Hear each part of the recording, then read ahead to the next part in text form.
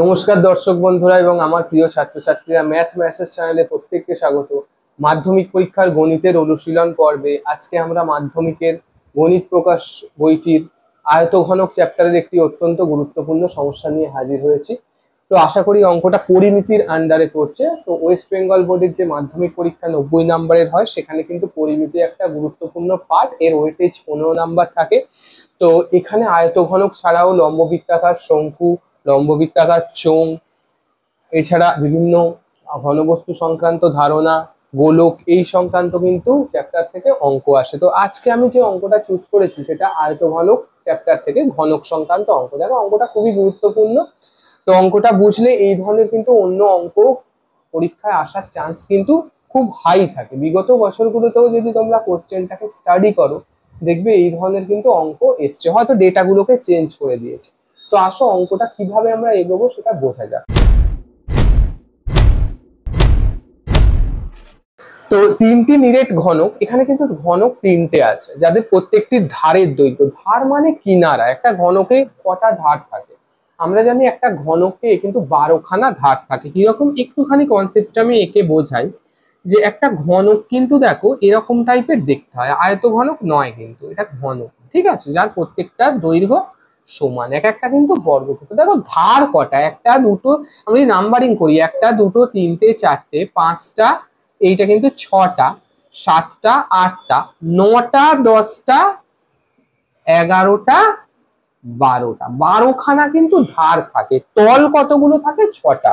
ওপর থেকে দুটো দেখো তল আছে, একটা দুটো তিনটে চারটে পাঁচটা ছটা, সামনে পেছনে, ঠিক আছে।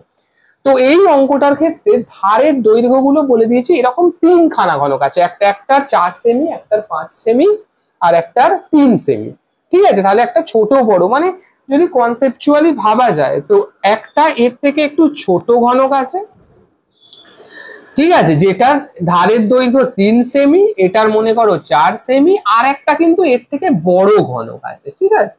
আর একটা ভাবতে পারো এর থেকে বড় একটা ঘনক আছে, যার কিন্তু ধারগুলোর দৈর্ঘ্য কত সেমি? যার ধারগুলোর দৈর্ঘ্য তোমার 5 সেমি, ঠিক আছে। তো এই তিনটেকে গলিয়ে একটা ইকুয়াল টু বড়, আরো বড় ঘনক করা হলো। দেখো গলিয়ে কথাটা বলেছে, কিন্তু এর থেকে একটা বড় ঘনক তৈরি করা হলো, যার ধারের দৈর্ঘ্য কত সেমি হবে সেটাই নির্ণয় করা হয়। অর্থাৎ দেখো আয়তন যদি, কারণ বড় ঘনক যদি এই তিনটেকে গলিয়ে তৈরি করি, বড় ঘনকটার যে আয়তন হবে সেটা নিশ্চয়ই এই তিনটে ছোট ঘনকের বড়, মেজো আর ছোটটার যোগফলের সমান হবে। কনসেপ্টটা হচ্ছে যে তিনটে ঘনককে গলিয়ে যদি বড় ঘনক তৈরি করি, তিনটে ঘনকের যে মিলিত আয়তনের যোগফল সেটা কিন্তু হয়ে যাবে বড় ঘনকের আয়তন হিসেবে, সেইটা চলে যাবে। তাহলে দেখো ঘনকের আয়তনের সূত্র কি? ঘনকের আয়তনের সূত্র হলো বাহু স্কয়ার। ঘনকের ধারগুলো বা কিনারাগুলোর অন্য নাম কিন্তু বাহু। দেখো ঘনকের আমরা ঘনফলের সূত্র কি জানি? এ ঘন একক। ঘনকের ঘনফলের সূত্র হচ্ছে ভি যদি দিই ভলিউম, এ ঘন একক। তাহলে প্রথম ঘনকের যে আয়তন সেটা কি হবে? যদি আমি করি V1 plus V2 plus V3 equal to, যদি আমি করি যে বড় ভি, মানে এইটা হচ্ছে গলিয়ে যে ঘনকটা তৈরি হলো তার আয়তন, এটা তিনটে ছোট ঘনকের আয়তন। তাহলে সূত্র হিসেবে যদি ফেলি আমি, এখানে তোমরা এটা একটা শর্তানুসারে প্রথমেও দিতে পারো বা বাইরেও দিতে পারো, যেহেতু 2 নাম্বারের প্রশ্ন এটা, তাহলে অত বিস্তারিত লেখার দরকার নেই, শুধু যদি এটা সিম্বলিক্যালি দাও তাহলেই হবে। তাহলে প্রথম ঘনকটা 3 কিউব, কারণ দেখো এ কিউব, দ্বিতীয় ঘনকটার বাহু 4 কিউব, আয়তন 4 কিউব, বাহু যদি 4 হয়, তৃতীয় ঘনকটা 5 কিউব, তাহলে এটা ইকুয়াল টু ভি। তাহলে 3 এর কিউব মানে কত? 3 কে 3 বার গুণ, 3 3 9, 3 9 27।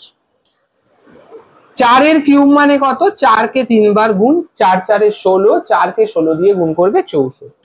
হ্যাঁ, 5 এর কিউব মানে 125, দেখো, আর এইটা ইকুয়াল টু ভি হয়ে গেল। তাহলে 3 এর কিউব মানে, আবার রিপিট করে দিচ্ছি, 3 এর কিউব মানে 3 কে 3 বার গুণ 27, 4 এর কিউব মানে দ্বিতীয় ঘনকের আয়তন 64 ঘন একক, বা এখানে ঘন সেমি বলতে পারো, 5 এর কিউব মানে 125, ঠিক আছে। তার মানে তোমার ইকুয়াল টু ভি, মানে তিনটে মিলিত ঘনকের যোগফল ইকুয়াল টু বড় ঘনক। তাহলে এই তিনটে যোগ করে কত আসছে একটু দেখো। 125, আমি যদি রাফ হিসেবে নিই 64 আর 27 যোগ করলে কত হয়? 5 আর 4 9, 16, সাথে হাতে 1, 8, 6 আর 2 8, 1 9, 10 11 2। তাহলে এটা যদি 216 ইকুয়াল টু ভি, তাহলে 216 যে নিউমেরিক ভ্যালুটা সেটা বড় ঘনক, যেটা নতুন গলিয়ে ঘনক তৈরি হলো তার আয়তনের সমান। এখন দেখো বড় ঘনকের তো আয়তন বলেনি, যদি বড় ঘনকের আয়তন বলতো তাহলে কি করতাম? 216 ঘন সেমি করে দিতাম। কিন্তু এখানে যেটা বলেছে বড় ঘনকের ধার বা বাহুর দৈর্ঘ্য কত, তো সেক্ষেত্রে আমরা কি করব? 216 যদি ভি হয় তাহলে বড় ঘনকের বাহুটাকে যদি আমরা এ ধরে নিই তাহলে এ কিউব মানে 216। তাহলে কতর কিউব করলে 216 আসবে সেটা তোমাদের ভাবতে হবে, ঠিক আছে? তো দেখো এ কিউব যদি 216 হয় তাহলে এ কত হবে? এটা ঠিক 9 এর সূচকের অঙ্কের মতো চলে এলো। তো কি করব আমি? 216টাকে ভাঙতে হবে, ঠিক আছে? 216টাকে ভেঙে দেখো কি তিনটে সংখ্যা একই গুণ করলে 216 আসছে। আমি 6 দিয়ে করি, 3 6 18, 21 আছে হাতে 3, 6 6 36, 6 দিয়ে করি 6 6 36। তাহলে এটাকে লিখতে পারি 6 এর cube equal to A cube, তাহলে 6 ইকুয়াল টু এ। তাহলে নতুন ঘনক যেটা তৈরি হবে তার ধারের দৈর্ঘ্য কত? অতএব নতুন ঘনকের ধারের দৈর্ঘ্য, কারণ এখানে ধারের দৈর্ঘ্য চেয়েছে, ঘনফল হলে লিখতাম 216, 6 সেমি, ঠিক আছে? এটাই আনসার। তো তাহলে উত্তরটা কিন্তু এইভাবেই তোমাদের লিখতে হবে। তো ভিডিওটা যদি ভালো লেগে থাকে প্লিজ বন্ধুদের মধ্যে শেয়ার করো, ভিডিওটাকে লাইক করো আর চ্যানেলটাকে সাবস্ক্রাইব করো। দেখা হচ্ছে পরের ভিডিও।